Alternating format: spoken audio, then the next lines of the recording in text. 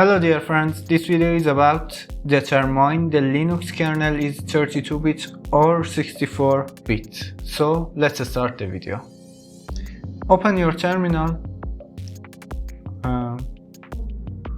and run command uname -a. This will show information about your Linux kernel. You need to look for